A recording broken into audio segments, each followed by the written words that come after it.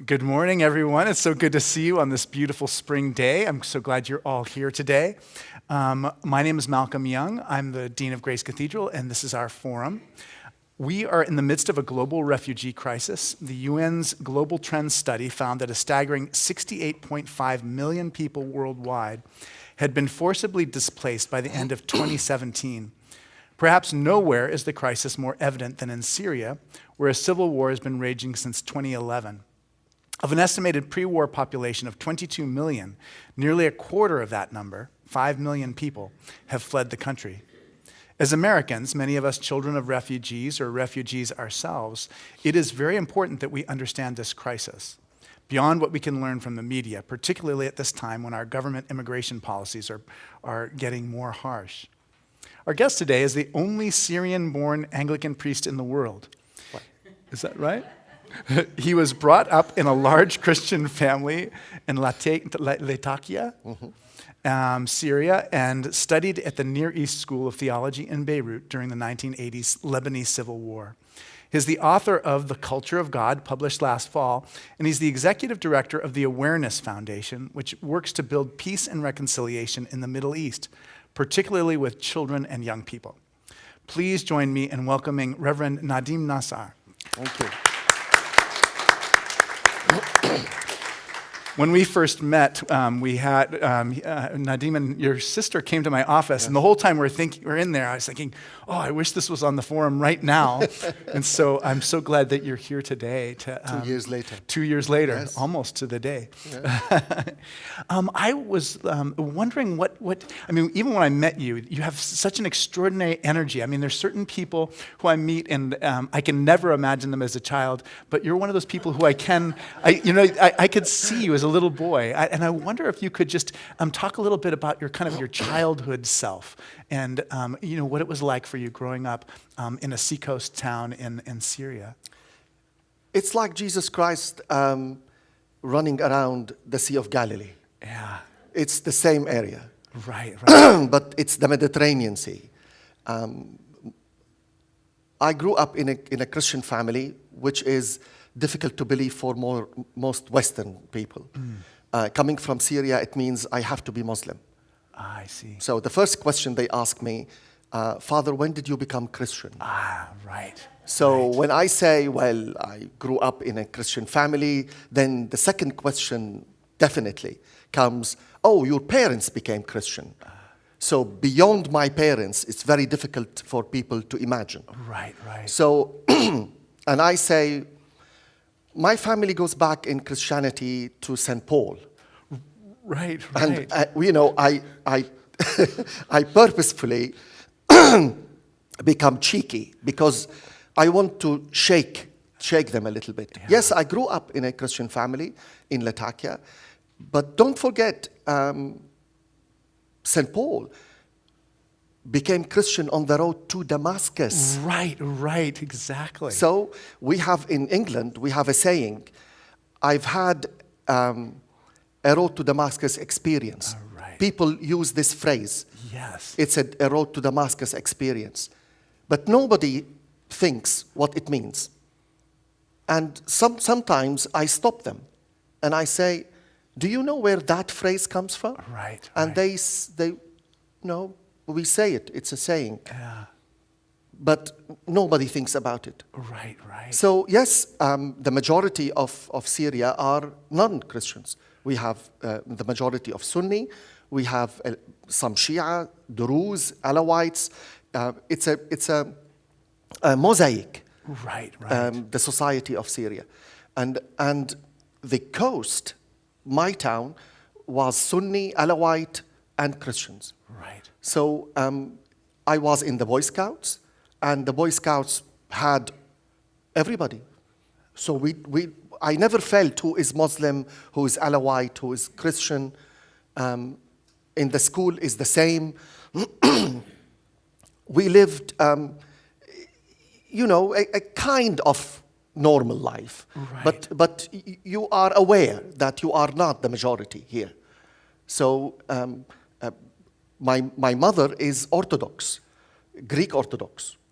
And my father was Presbyterian in Syria. Right. I mean, the exotic combination can be more explosive. Right, exactly. So you're kind of right in the middle. And not only Presbyterian, Scottish Presbyterian. Because the Presbyterian church in Latakia was formed by Presbyterian missionaries. Yeah. We used to sing only the Psalms. Right, right. Of Yes. course, that's You know, what John Calvin would have wanted you to do. Any other hymns are heresy. Right, right. So I struggled even to bring the cross to inside the church. Right, right. The cross, you put a cross outside the church is fine. Yeah. But inside the church? Yeah, right, exactly. Or music? You Right. play music in the church? Horrors. So, horrors. So then we started, when I was the pastor of Latakia for 2 years, we started playing Easter and Christmas. Right, right. The people, okay. Yeah. And it took years to move the church to music and work and symbolism in the church. Right. Where my mother church, the Orthodox church, you enter, you put your foot inside an Orthodox church, and you have an explosion, a festival of colors and icons and Yes, and they're the and, opposite. and incense and Right. smells and bells and everything. Yeah. It's exactly the opposite. Right, right. But It's still one Christianity. yes, and the sad thing is the ignorance. Yeah, yeah. The Presbyterian church knows very little about the Orthodox church and vice versa. Yeah, yeah. But the ignorance, which is more, is west-east. Right, right. We were invisible for centuries as Christians in the Middle East. And this is very sad. Yeah, I think, I mean, part of it, I guess that a lot of it depends on the people that you meet. I had a friend of mine who was from Lebanon, from Yes, Beirut, yes. and who's Roman Catholic. And so I guess some of it just depends on who you meet. And if you haven't met anyone, then I guess you make don't stuff know. up. Yeah, exactly. You don't know what's going on. Right, exactly. And then I guess we always give the donation on Good Friday to Bethlehem. To Bethlehem, Yes. exactly. And when my book came out, and the subtitle is The Syrian Jesus. Right. So, and a priest wrote to me on Twitter saying, with capital letter, no, Jesus was not Syrian.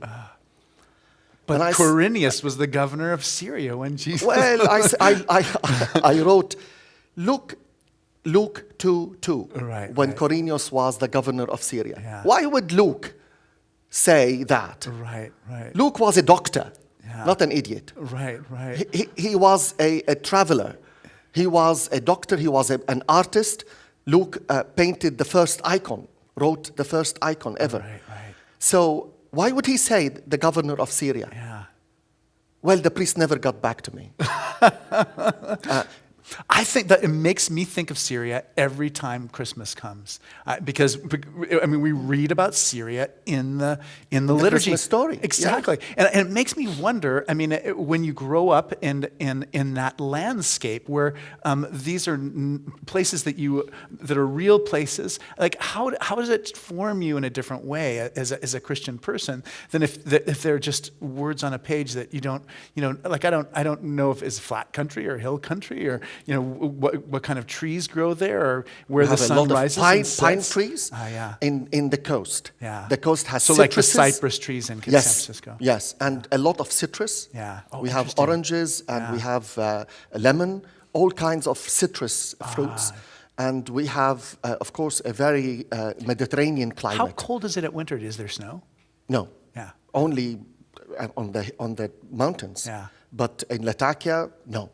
So when you as you grew up and you first became aware of your identity as a Christian, and especially in Boy Scouts, I imagine, how did you begin to form your identity to such a point where you thought about receiving more theological training? Well,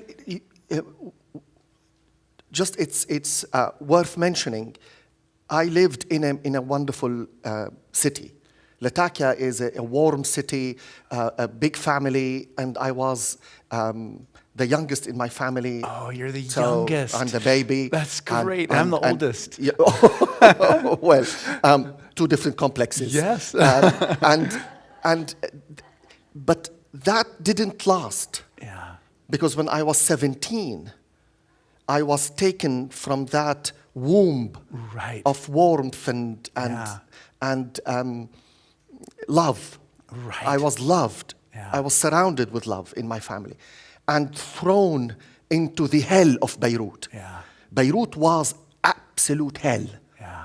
When I arrived in Beirut, I did not have a clue what it means to be in a war. Yeah, And I always say, Malcolm, whatever you hear, whatever you see about war, TV, books, pictures, radio, films, nothing, absolutely nothing equal to 60 seconds in the war. Right. Right. Nothing is equal. Yeah. Because once you are there for 1 minute, you feel, I'm not going to live. Right. Right. Who knows, 2 days or 2 weeks or 2 years. Right. And Beirut was hell. Right. And that intensity of Intensity. the feeling. Yes. Um, and it- the fighting from door to door. Right, right. From street to street. We have a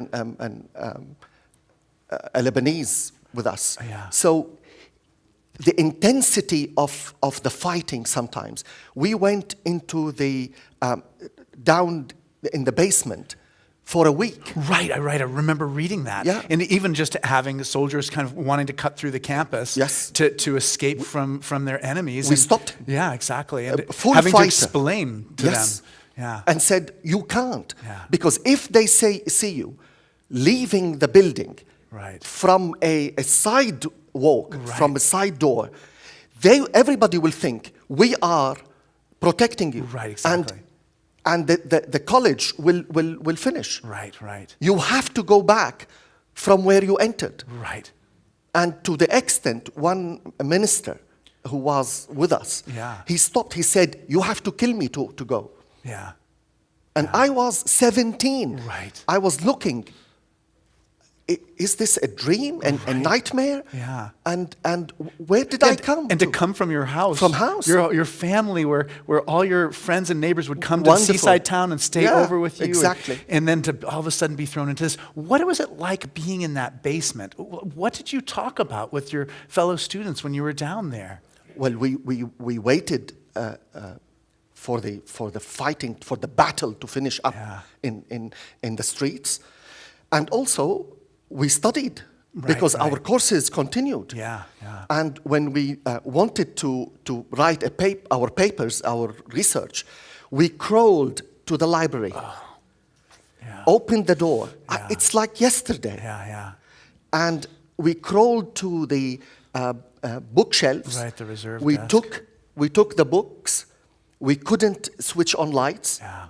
at all. Right. In war, you don't switch on Right, of lights. course not.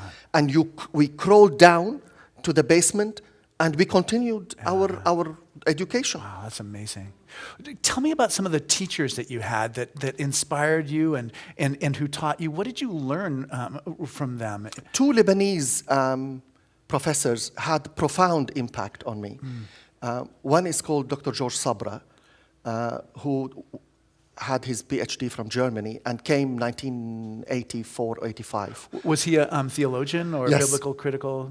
Systematic theology. Systematic theology, yeah. And he formed me theologically. Yeah.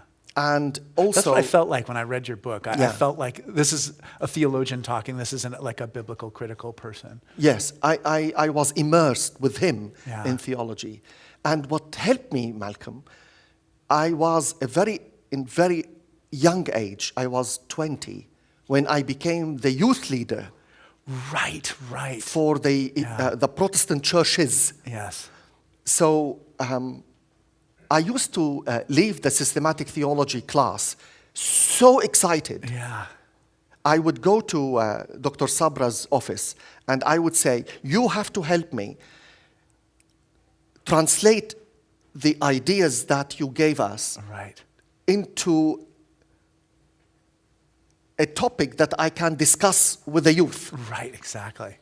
So Because you I started was out so with three excited. Yes. young people, and Yes. you wanted to. I wanted to give them everything. Exactly. And when I graduated, the youth group was 80 people. Yeah. So why were they so hungry? Like, what were they so hungry for? And what did they learn with you? They were hungry for hope, Yeah, Malcolm. yeah. When you are in a devastated environment around you, when you are in an environment of death Yeah. and devastation and destruction, I lost 3 friends. Yeah. And actually, I wasn't supposed to live. When I graduated, I was supposed to be dead. Yeah. 6, 7 times. Yeah. I was supposed to be dead. When I graduated, up to that moment that I sat on this chair, I believe that every single day in my life is a bonus. Right. I'm not supposed to be here. Yeah. And every single day is dedicated for peace building and peacemaking. Yeah. Because I believe that is God's gift for me, and I have to return the favor. Right. And the fact that I wasn't killed Yeah, is miraculous. is miraculous. Some of your students, do you ever run into your students in one Oh, way or another yes. From those I days? go to Beirut all the time. Yeah, they must. I love Beirut. Yeah. The situation is not good Right. in the whole of the region. Yeah. But Beirut, in my blood, and I was formed. The challenge there was from my teachers, George Sabra and Habib Badr. What did Habib Badr Habib Badr was teach? he taught me ethics and Okay. church history. Right. But he was the minister of the church. I see. So And- he's like the and- chaplain for the school. Yes, and he had a profound impact on me, even now. Yeah. And he wrote the... Right, I saw that. That's why I know who he is. He wrote the introduction for my Right. book. And the whole environment challenged my faith. I was very young. Yeah. And I asked myself in that environment of war, what does it mean to have faith Yeah. in an environment that you could be killed instantly, anytime? Right. Because a friend of ours who was a student Yeah. left, came back dead. He was sniped in the head. Oh, right. He got sniped. Yeah. And I thought, wow, well, I could have been him. Right, exactly. I was walking in the major street in Beirut called Hamra Street. It's like a Oxford Street in London. Yeah. And next to me was a soldier carrying RBG. It's a rocket-propelled grenade. yes, launcher. Right. I was walking behind him, and I wanted just to move on the left and walk by him. As I moved, he saw something. Without thinking, without looking, he put the rocket launcher on his shoulder and fired. With the RBG, when you fire, there is about a meter of flame goes behind you. Right. Well, 5 seconds, if he did it 5 seconds before he did, I would have been burned down, burned to death. Yeah. 5 seconds. Yeah.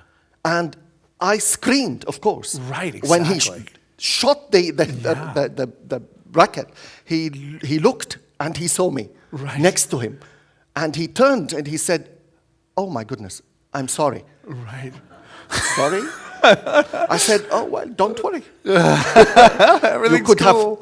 have burned me to death, but don't worry. Oh my gosh. I'm here." Yeah. When he saw Right, me, of course, he 'cause he turned almost white. killed you. He could have killed me instantly. Yeah. And incidents like this, and they mastered in Beirut the explosions. They would put an explosion, and it takes off. Yeah. And you have injuries and dead and all this. Right. So people come to help. Right. And they would plant another explosion, Right. which explodes 5 minutes after. To kill the other people. to Another kill bomb to kill the second maximum number. Yeah, exactly. And a friend of ours died in the second explosion because he was a volunteer in the Red Cross. Right, right. That's terrible. So Beirut was in the 80s, and Syria lived that Yeah, that's right. later. I wonder if you can Yeah. explain that a little bit. Yeah. So, I mean, Beirut, what were the lasting effects? Like, how did it happen, too? I mean, you give us such a vivid sense of what it felt like to be that 17-year-old and surrounded by such terrible violence. But, like, what were the forces that led that war to begin and escalated it? I mean, you talk about how it became a kind of religious war in your book. Well, it is a proxy war. It Yeah. was a proxy war, and Syria is a proxy war. Yeah. Nothing changed. Right, right. It's the war of other countries Fought in on the soil, Yeah. either Lebanon or Syria. We have, even in Lebanon in the 80s, and Syria in now, Yeah. it is the Russians, it's the Americans, the British, the Turks, the Iranians, the Israelis, you name them. Right, right. They are all fighting in your country. Right, right. And all of them try to have allies inside. Right. And the best way to stir problems in the Middle East is through religion. Because we breathe religion. Right, right. It's not like you guys here. Yeah. Not in the West. Religion is part of your life. For us, we breathe religion. Right, right. Yeah, you write about that. You're like Yeah, daily it's practices. daily practice. Yeah. It is if I say good morning, it's if you pass somebody working, you have to say something, and God has to do with every little thing you say. Right, right. So if you see the carpenter. Yes. It's like Jesus walking and talking. Yeah, yeah. And God is in the daily language we use. Right, right. So, and also, for example, I would be a Christian, but I don't go to church. I don't care. I don't know anything about. Right. I've never read the gospel. I've Yeah. never read anything. Right. So, But your identity and, still. and somebody comes and says something bad about Christ. Yeah. Instantly, in 1 second, I become Christian more than Jesus Christ himself. And suddenly, I would defend Christianity, and I would be ready to kill him. Right, right. Because how on earth could you Say that about offend Jesus. Christ? Yes. I'm Christian. That's right. Suddenly, I would say I'm Christian. Yeah. A minute before, I wouldn't give it anything for Christ. right, right. But don't offend Christ. Yeah, this idea of defending God is something you talk about it. Well, we feel we defend God. Right. Well, I always say to the Muslims and the Christians, calm down. God doesn't need us to defend him. God needs us to love him. Right, right, exactly. God needs us to serve others. And this is the way we love him and we serve him. Yeah, yeah. By serving others. Right. Don't think you are the defender of the faith. Right. Nobody is the defender of the faith. Right. Calm down. Yeah. But in the Middle East, this is how we live. Right, right. It's easy to stir problems by throwing things religiously, statements, any problem, any religious problem ignites huge fire. Yeah. And I firmly believe, all the terrorist attacks, whether white or Muslim or Christian or whatever in the world today, Right. they are sparks from the main fire in the Middle East. Yeah, that's interesting. So even like a white supremacist Yes. in New Yes. Zealand Yes. is part of Has that. something to do with the Middle East, that's because interesting. we're talking about refugees. Right. Half of my country is on the move. Yeah. Half of Syria, 12 million people. Yeah. Half of them left the country. Right, and half of them and are half of them internally displaced. displaced. Yeah, exactly. And this is, as an awareness foundation, we work with the young adults. We have a program called Ambassadors for Peace, and with the children, Little Heroes. inside Syria. Yeah, I want to learn more about that, definitely. Maybe you could talk a little bit about just, where the crisis stands now and just like what prospects you see for the future. It just seems point after point, I just think this can't get worse, and it does get worse. Yeah. What do you see happening there now, and what signs do you see that things might be resolved in the future? If we think that the defeat of ISIS means the end of the war, we are mistaken. ISIS is only a tool. When the use of that tool is over, it's over. But has nothing to do with the end of the conflict in Syria. Yeah. We all concentrate, and that's what the world powers want us to concentrate, on the tool, not on the conflict. Right. And ISIS, before ISIS, do you remember what was we were busy with? Yeah, all right, Al-Qaeda yeah. and Bin Laden. And the whole world was Right, busy with that. yeah. Now nobody talks about Al-Qaeda. Right, yeah. As if it never happened. It never Right. existed. Why? Because it was a tool. Yeah. Finished, out. Right. Now they created something different, which is called ISIS. Right. Do you think ISIS was created out of thin air alone? It was suddenly there? Well, that was one of the things you talk about in your book too, is Yeah. the Muslim Brotherhood and just what effect that has had just, on history coming from Egypt. I wonder if you can talk a little bit about that too. In the 80s, that Yeah. started. In the end of 70s, Yeah. we had the first movement on the ground of In Lebanon. in Syria. In Syria. In Syria. Yeah. And I remember a train from Latakia to Aleppo exploded. And wonderful professors and students were killed because at that time Aleppo was a major hub for education, the university, and many people were going and coming from Latakia to Aleppo, and they exploded the train, Yeah. and a lot of casualties, and they assassinated the brains of the Alawites in Latakia. And that was really tough time in Syria. Yeah, But yeah. there was no media at that time. There was no internet. And then what happened in Hama, the massacre in Hama, and then all that, that was pretext to Right. what we see today. Yeah. But ISIS, the defeat of ISIS, is not in any way the end of the conflict in Right. Syria. What will be the end of a conflict in Syria? Well, it is a proxy. Because it is a proxy, the powers who are fighting in resolve Syria have to agree to end the Yeah, conflict. yeah. Because now, for example, how to end the conflict of Idlib?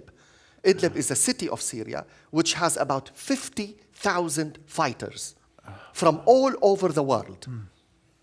From Shishan, from China, from Australia, from Europe, from America, you name them. 50,000. Nobody wants them. Yeah. Nobody wants them. Right. Where do you Yeah, where do you take them? begin with that? Yeah. How do you? Well, you have two solutions. Either somewhere would accept them, or you have to march in and kill them. It's the last battle of Syria. Right. But still, Idlib now, everybody is looking. How are we going to solve Idlib? The Russians, the Americans, the Israelis, the Syrian army, everybody is looking. Shall we make the last big battle and take Idlib? Or is there any other solution? Because Turkey doesn't want them. Yeah. 50,000. What do you do with them? Right.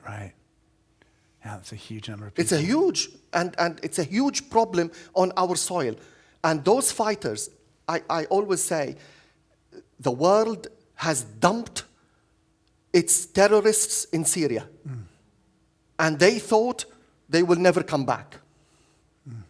And suddenly now the military conflict subsided and those fighters want to go home. Home where? Right, exactly. You remember the big Yeah. conflict of one woman, which was like a a poster girl. Right, exactly. All the media focused on her, Yeah. whether she should go back to Britain or not. Right. It's not about this girl, Yeah. because there are hundreds like this girl, Yeah. and thousands of young men stranded in Syria. Can they go back to their countries or not? Right. That's the question. Yeah, that is. When you finished your education, what happened then? What was in your life? I mean, in terms of your biography, I mean, you were in Europe after. How did you get there, and what were you doing? I studied in Germany for my PhD, and the last year of my So is your PhD in in systematic systematic theology. What did you write your dissertation on? Karl Barth. Oh, great. I'm reading all Karl Barth's Church Dogmatics right but now. Don't choose Karl Barth. Yeah. I'm about a third of the way through. The Church Dogmatics? Yeah. The Church Dogmatics? Yeah. Good for you. I know. I'll give you a full report when I'm done. Yes, please. But the subject I took was interesting, the relationship between justice and mercy in God. That's How great. can God be just and merciful at the same time? Right. It's a paradox. Exactly. It's a paradox. Because of my background, the war and the Middle East and all this. Completely, yeah. So I studied the last year, I had the chance to go to Cambridge and have some research in Cambridge. And I met people from the United Reformed Church. At that time, I was Presbyterian. Right, of course.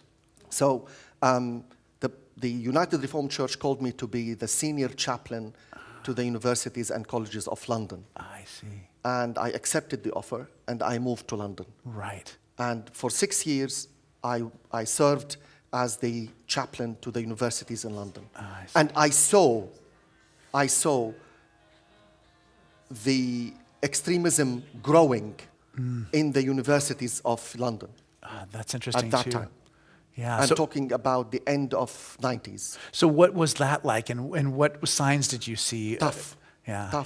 The universities were tough because Christianity was not popular at all. Yeah. One student at LSE, London School of Economics, I was 6 years at LSE, stopped me in the campus, and he said, "Father, why do you bother us with your presence?"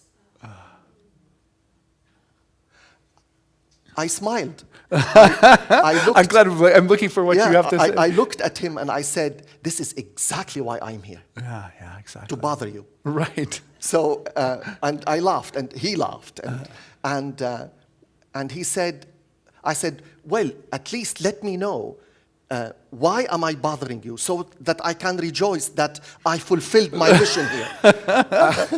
And he said, "You bother me because the church runs trying to catch up with the society, and the society is like 50 years ahead.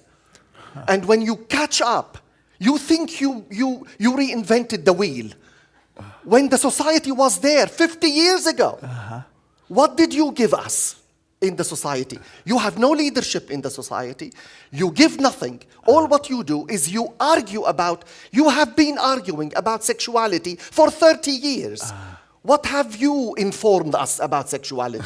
He was really animated. I can tell. Yes. That's great. You did a good job of you conveying. So after that conversation, we became very good I friends. figured. And he came to the chaplaincy, and It must have been strange. 'Cause you're right, because on the one hand, you have like in the Middle East where people are living and breathing their faith, and then you come to London, and It's different. Yeah, it is Completely different. How did you adjust in terms of your message for the people that you were ministering with? You adjust because you are dealing with human beings after Yeah. all. You love them, you serve them, you open your heart to them, and they respond. Yeah. They respond. Exactly. But it was tough because I saw Islamic fanaticism growing. Yeah. And because I speak Arabic. Right, of course. And they would invite me to their activities. Yeah, exactly. Because they would think I would be a sympathizer. Right, coming of from course. Syria, of course. Yeah. And I saw the seeds of not a good ideology. Right. And the universities were afraid to tackle it. That is so interesting. And I wrote about that in the media. Right. the universities are not tackling extremism in England in a good way, Yeah. especially in education. Right. Right. It's almost like they were uninformed and unable to. Uninformed. They didn't know. They were so confused how to deal with that. Right. First of all, they are totally ignorant about Islam. Right, They right. don't know how to talk with Muslims. Yeah. Either they talk in a way that they compromise, or they are too aggressive. Right. So you need to know the other and understand the other in order to open a conversation or a dialogue. Right. And that dialogue was missing. Yeah. Well, I can imagine. It sounds almost like you'd have kind of like a Muslim student subculture, Yes. and the university may give some classroom space for them to meet, and maybe a small amount of money. they to don't have know dinners, why. But they don't know anything about what about they're it. doing. Yes.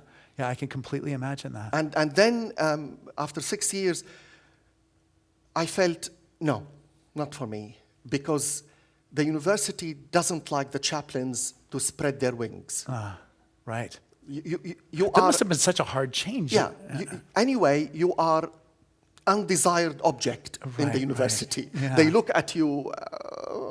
We have to have you. Right. I remember. But we're suspicious of Yes, you. when I entered the office of the director of the LSE, who was a close friend to Bill Clinton, I entered his office for the first time to greet him as a Yes. new chaplain. He was writing. He was writing, and he gave me the gesture to sit down. And he didn't look at me. In my culture, this is very offensive. Oh, exactly. And everybody's every culture culture. is, but it's So- especially in your culture. So I stopped. I stood there, Yeah. and I didn't move a bit. Right. A minute later, he felt I didn't move. Right. So he put the pen and looked at me. And he said, without saying, I said, "Good morning." He said, "Good morning."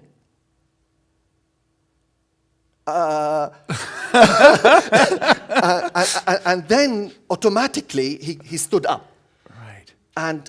and came to me. I said, "This is the way you greet the people in your office. Right. You don't sit down and write, and Yeah. you give me a gesture with your hand right. to sit down. I'm not here, your beggar. Completely. You stand up and you Yeah. come out of around Yeah, and you greet exactly. me and you welcome Right. me here." Shake And he hands. was, He didn't know what to who do. on earth is that?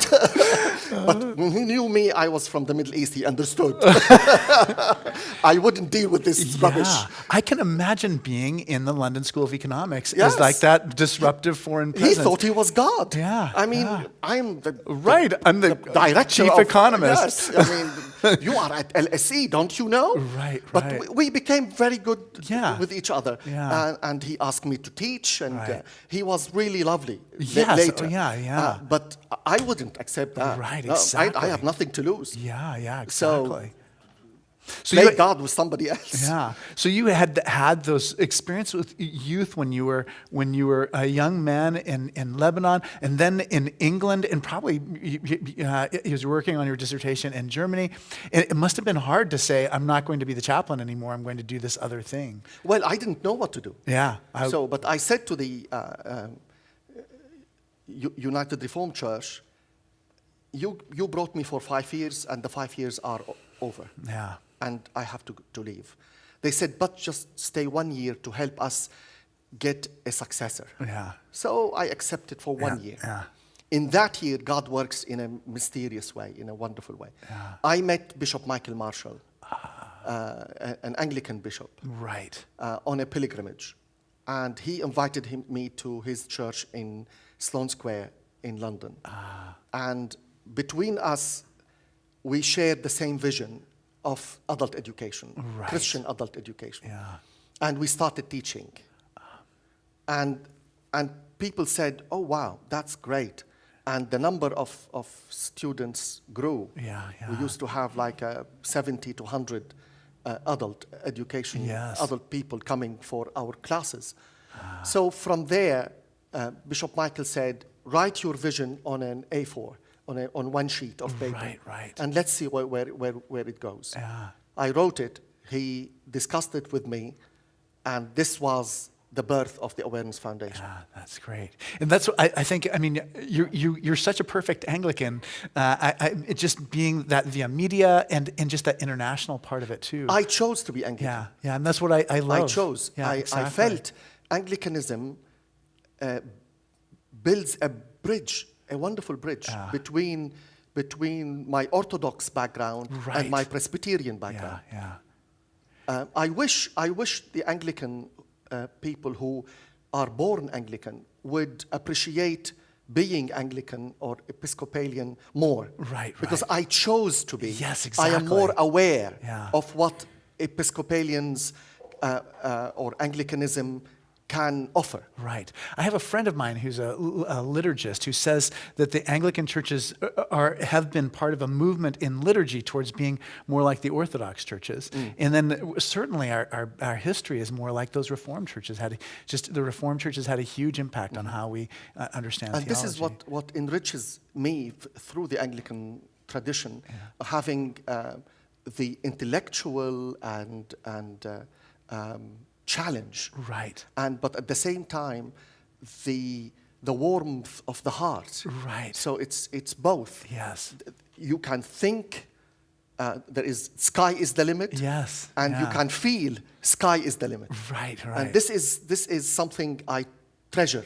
Yeah, in yeah. the Anglican Church. Yeah, me too. And it's something you live too. I mean, Yes, you know, and when I go to Syria, I'm the only Anglican yeah, that you ever see. priest. In the Church of England, Yeah. probably I'm the first ever. Yeah. Syrian. Right, exactly. Because churches also have a political dimension to them. Syria and Lebanon were under the French mandate. Right, of course, Not exactly. the English mandate. Yeah. So the French mandate focused on Catholicism, Right. where the English brought with them the Anglican Church Yes, or the Episcopal Church, like Jordan Right. and Palestine. Yeah. Both are very strong. Anglican. The Episcopal Church, Right, and that's what is I strong. think of when I think of Christians. And Yes, it's and also I smile when people talk about the Holy Land here, and they mean Palestine. Right. What about Syria? Exactly. It's all not those a other Holy places. land. Yeah. And Lebanon is Yeah, not you a come holy from land. a town that's mentioned in the Bible. There is A region. in Damascus. There is a Right. street. It's the only name of the street in the whole Bible. Called Straight. Straight. It is still called in It's still called Damascus Straight. today. At-Tariq al-Mustaqim. Yeah. The straight, the street called Straight. Yeah. It is the only name of a street in the whole Bible. Yeah. And still we talk about the Holy Land. It was like a postage Palestine. stamp. Yeah. I mean, come on. Yeah, exactly. Uh, and like you say, Paul's. I mean, that may be the most important event that happened. Yes, you know. that was the frustration when I came to Europe and to the West. Yeah. That I always have to defend myself. But then as it's also part of the great opportunity of. Oh, absolutely. Oh, yes. It's the people Absolutely. you're meeting have a lot to learn from you. Tell us a little bit about the Awareness Foundation and just how that came into being. Well, with Bishop Michael and Charles Longbottom, who was an MP, member of Parliament in England, three of us founded the foundation. And we put the strategy of it. That was 16 years ago. Wow. And we praise God that 16 years we have done a lot. Right, and you wouldn't have imagined Yes. what would. I mean, 16 years ago, you could never have No. imagined all the. Where we are. Yeah. And 16 years ago, the people said to us, the Awareness Foundation couldn't have been more timely. In 2019, people say to me, Father, it is so timely to have the Awareness Foundation. I think there is something wrong in the world. Right. Because when we established the Awareness Foundation, we were hoping, like after 15 years, we would be redundant. Right, because right. the world would be so much better Yes. that we have nothing to do in the Yeah. foundation. But to hear after 16 years, so it's so timely, Father. I said, The world is getting worse. It is in many ways. And of course, after the war in Syria and Iraq, Yeah. we work in Syria and Iraq, inside the countries, right. both countries. It has been a blessing for us. Yeah. Well, tell us exactly how it is that you work, and what are some of the stories of the people who you're connected with in those regions? We have two programs, Little Heroes for children, Yeah. between 5 and 10, 11 Oh, maximum. that's such a great age. It's a wonderful so important age. to talk to But children. at the same time, it's a devastated generation. Yeah. Imagine, Malcolm, a child was born in Syria in 2010. You're right. And a whole life, And except now, for 1 year. now He has no memory of any they non-war. are 9. Yeah. No memory Of any except peaceful war. Yeah. 9. Yeah. And we deal with children who are traumatic, Yeah. traumatized by the war. Right. And I remember there was a game, like a labyrinth, and each part of the labyrinth there is a task for the children to do until the end. And a girl stood in the beginning of the labyrinth and cried. And she said, I can't do it. And my sister, who works with me, Huda, came and said to her, my love, what's the problem? She said, it reminds me with ISIS. Because when we escaped from our home, we escaped from place to place. It was like a labyrinth. Right. And I can't do it. Oh, poor thing. And stories. Another young boy had a hamburger and didn't want to eat it.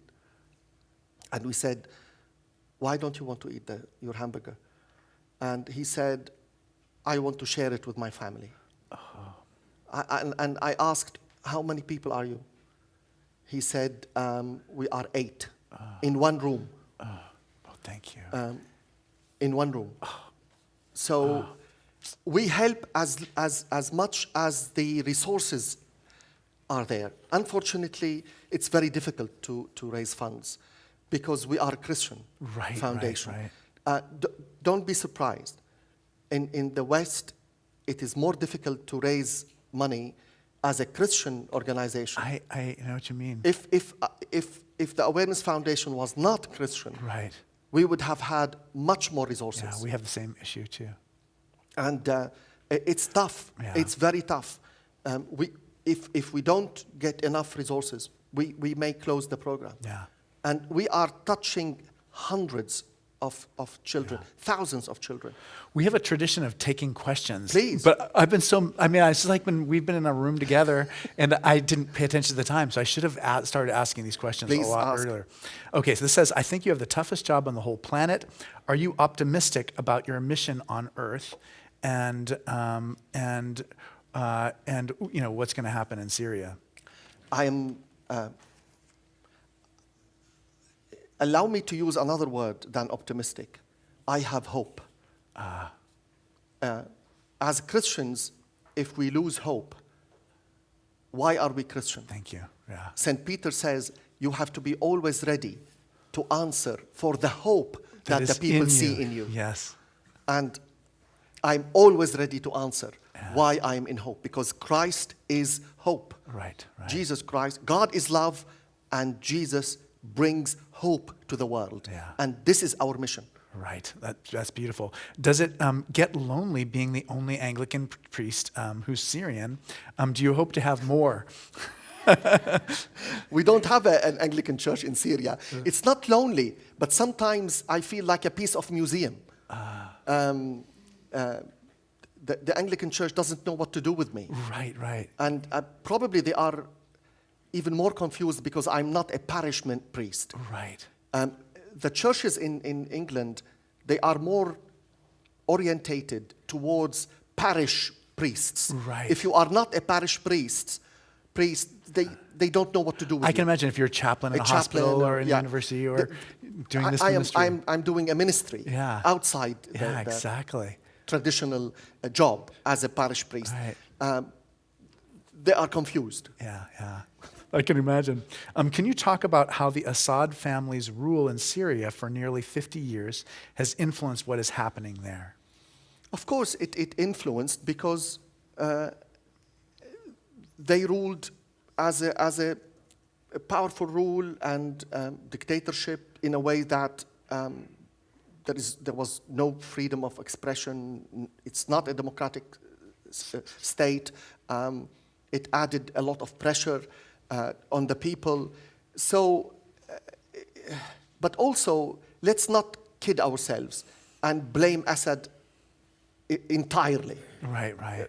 There are forces around Syria who are very much greedy. They want to take a piece of the cake. So if it was only Assad, he wouldn't have been there now. Right, right. But the problem is not Assad.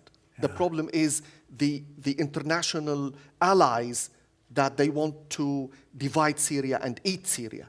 That is the problem. It's not the problem of one person. Right, Don't right. ever think that the conflict in any country around the world would be one person.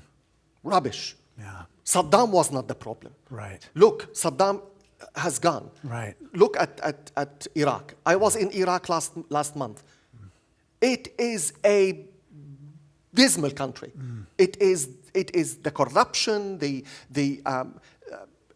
and Saddam is not there. Right, right, right. So where are we? yeah, yeah. The failure was colossal after Saddam. This is a question about what needs to be done to empower women socially, economically, and spiritually in the Middle East. We have a long way to go.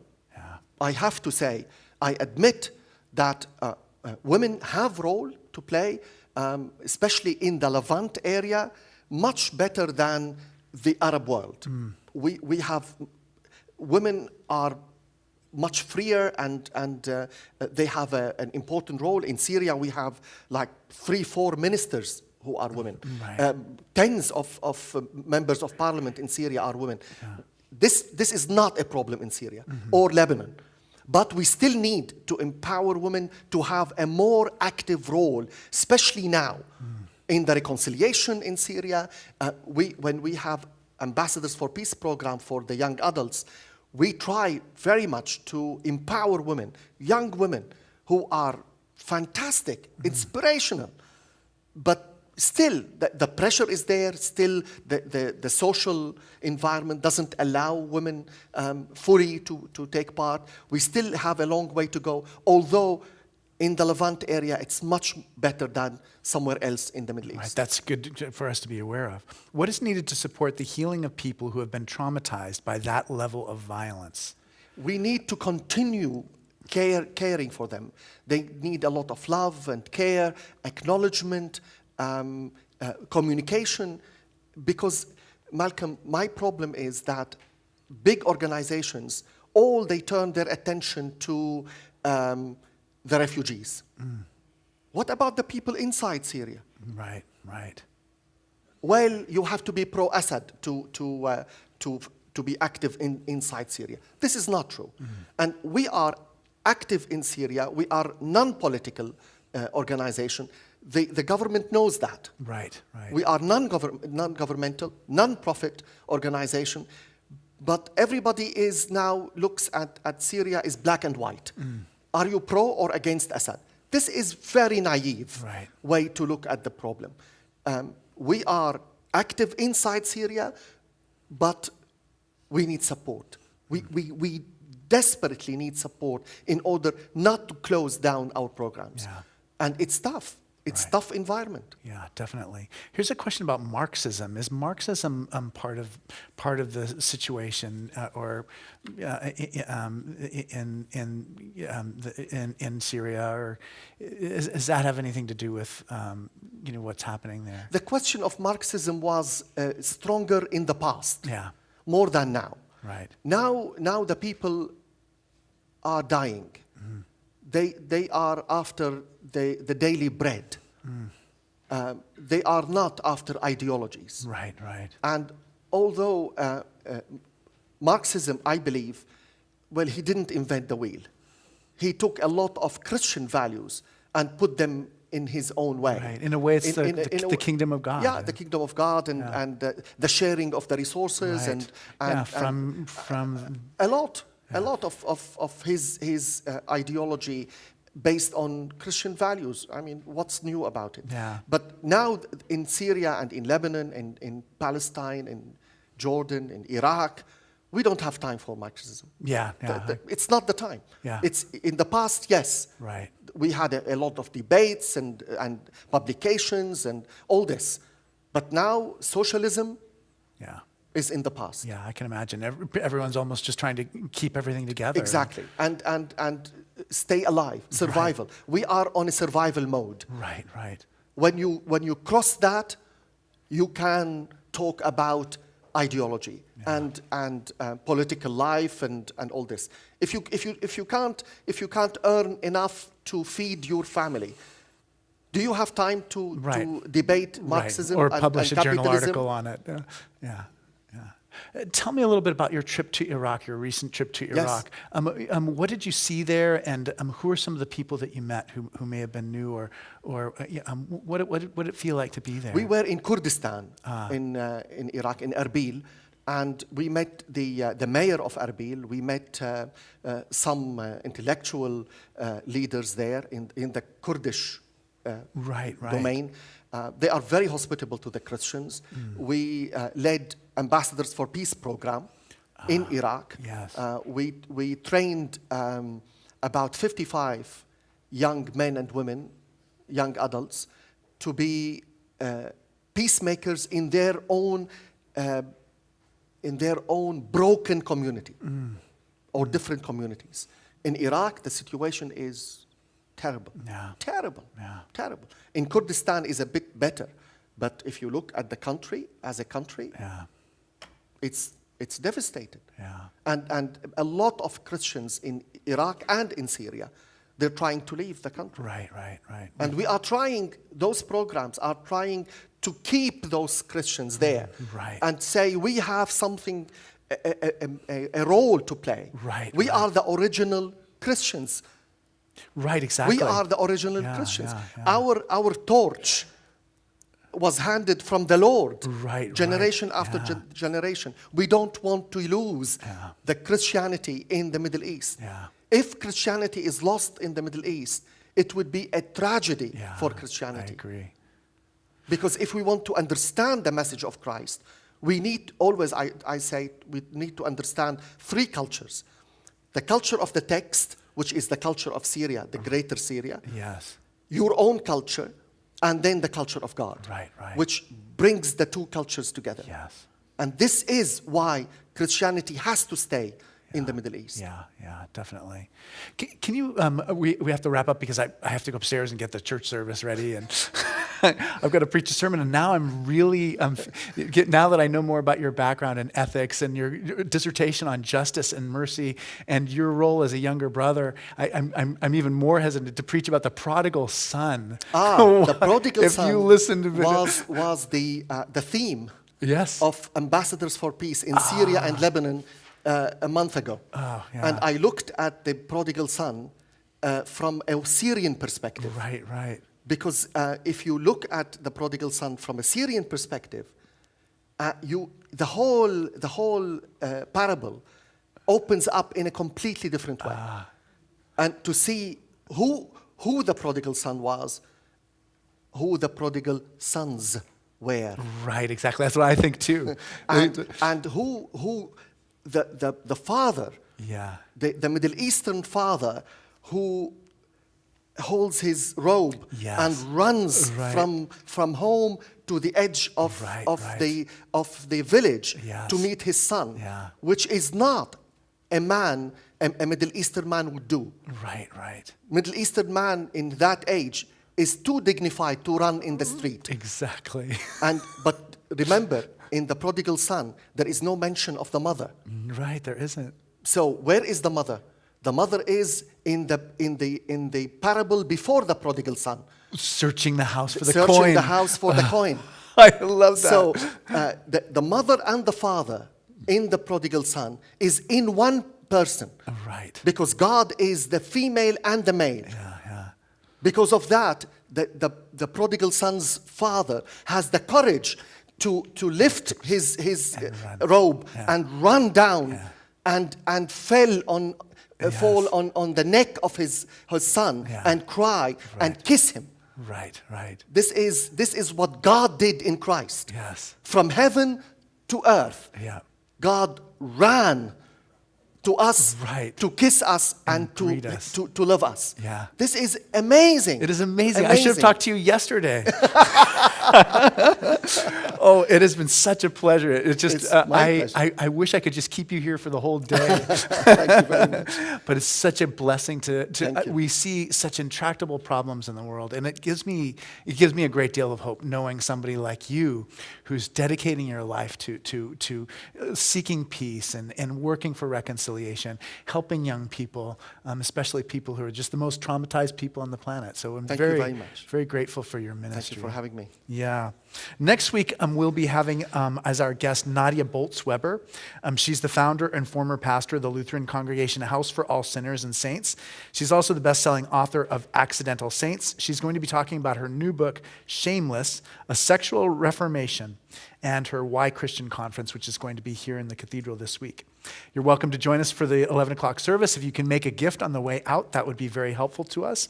And thank you. Father Nadim's book, it was selling like hotcakes is what we say. Have you ever heard that expression? Okay, so it's sold like hotcakes already, and we don't have any more copies left, but we do have like order forms for them in the back table. And also, I would like to thank Father Donald Fishburne. Me too. Thank you, Donald. Thank who you is very much. Our new chairman in the United States, because we are registered as a charity, 501c3. Yeah. Well, So thank you very much, Donald. Thank you so much. All right, and we'd like to welcome. Thank you. Thank you. Thank you. You were perfect. Thank you. That was Thank great. you so Thank much. you so much. Thank you. Yeah.